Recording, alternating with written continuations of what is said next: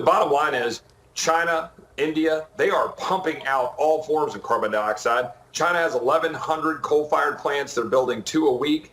America has about 250, and we're building none.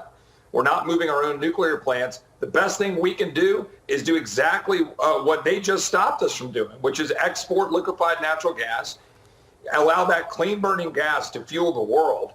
Half the world doesn't have access to available energy supplies, right, to reliable energy supplies. We need to continue to export that if you want to see CO2 going down. But it's even worse than what you just said.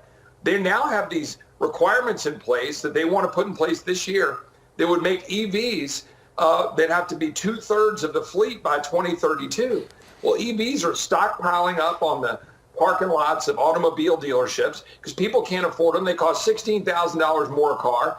We're going to bankrupt the American hardworking family, and they're going to do that and do nothing to emissions. It's just crazy. You can't even make it up, and that's what Democrats are doing to America. And we're going to bankrupt U.S. automakers by forcing them to do all this stuff.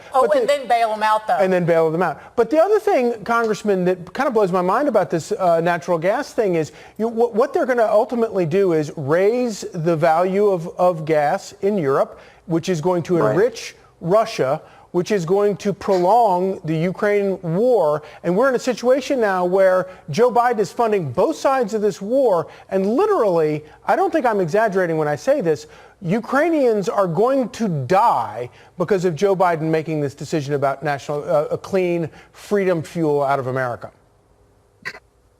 You know, Charlie, I mean, thank you for saying that. But it's so galling because it's not incompetence either, right? I mean, this is purposeful. They actually admit it. I mean, he just said, it's the existential crisis at the time. He met with some, social media influencer yesterday. They're allowing the inmates to run the asylum.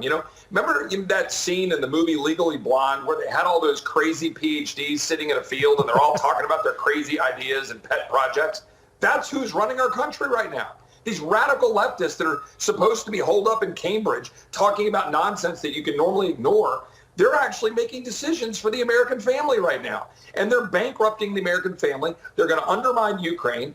And at the same time, they want us to send another $60 billion to Ukraine to perpetuate war when we can't even secure our southern border.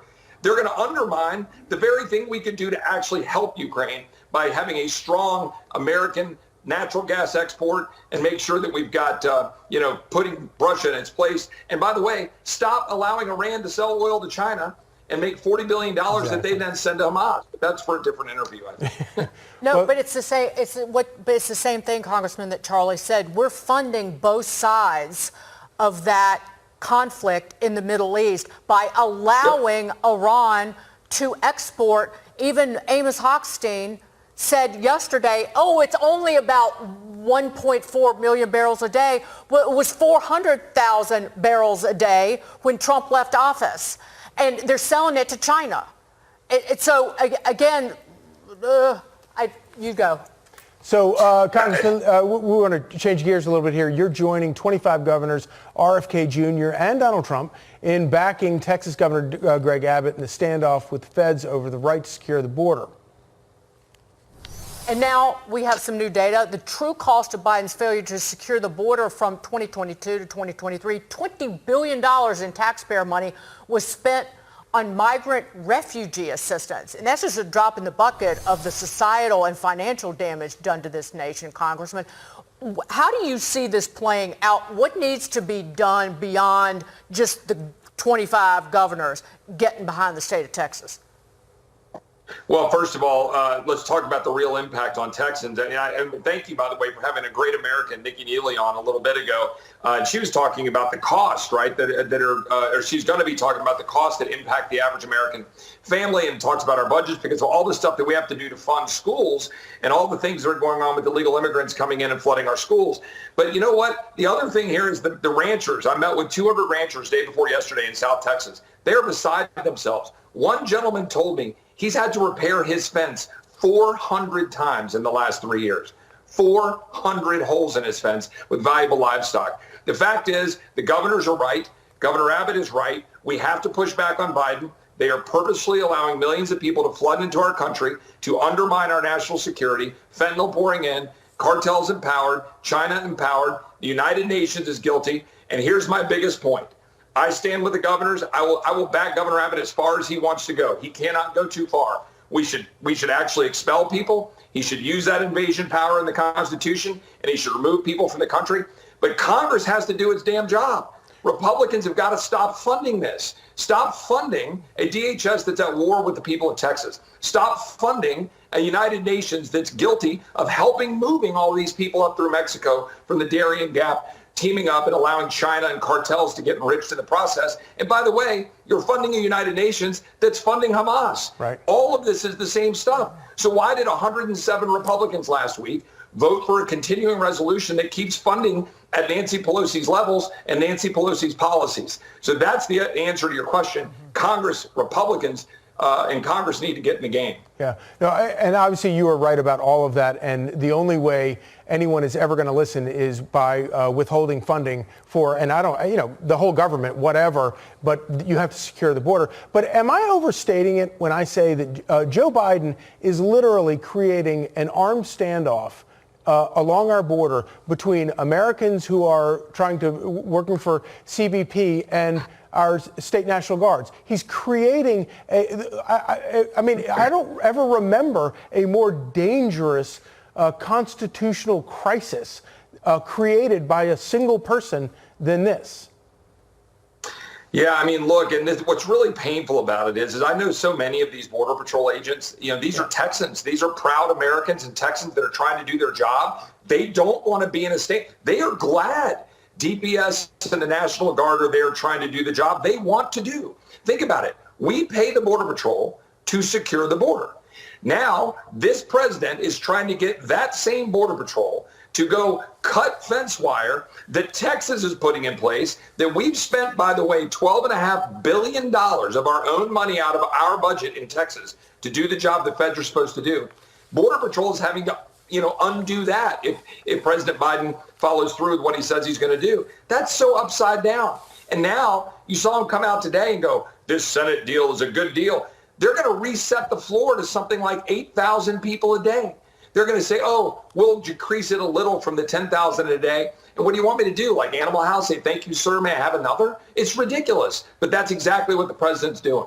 And then, of course, any agents that actually do their job, they get the thanks of being called racists by the White House. Right. Well, and by the way, these are Border Patrol agents that are overwhelmingly Hispanic, overwhelmingly right. for legal even make immigration, sense. But they want their country to be secure. Yeah. And the law is in place for them to, close the border, and they won't do it. They broke it. Make these people fix it. I'm talking about Biden. Congressman, you were talking about money.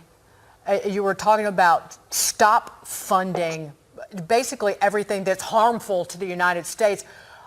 You, along with several of your Republican colleagues, have criticized the new, dirty word, bipartisan child tax credit expansion deal due to possible loopholes. I criticized it before even the Wall Street Journal editorial page got around to it because it's welfare, because it expands what's refundable. But it could go to illegal migrants? Yeah, so what we're going to be putting apparently on the floor this week, and look, I'm not trying to undermine my colleagues with Jason Smith and Ways and Means. They've done a good job trying to, move forward important tax relief with respect to research and development, R&D, and expensing, which is, as you know, Fox Business Channel, it's important for the people that are in corporations to have their investments to be able to, expense that properly and have R&D. And we need it economically, but it's just a 2-year extension, and they've combined with it an expansion of the child tax credit. It's bigger than it was. It'll go further. And by the way, it can be used by those who are here illegally. Yep. I have a real problem with that. I also have a problem that Republicans are doing again, what they always do, which is focus on things like endless war, like more money to Ukraine and so forth. And they go right in bed with whatever the lobbyists are saying. Let's do some corporate tax cuts because we can get that across the finish line. But meanwhile, the hardworking American family is going, dude, our border's not secure. Our community's not safe. I'm not getting any benefit. They're making my cars more expensive with a radical green agenda. What are you doing for me? So I want to see Republicans fight for the average American and doing a welfare child tax credit embedded in a bill just so we can get some what are very good, extensions for 2 years of the research and development and expensing provisions. I don't think that's worth it. I will oppose it, and I hope more of my Republican colleagues will oppose it.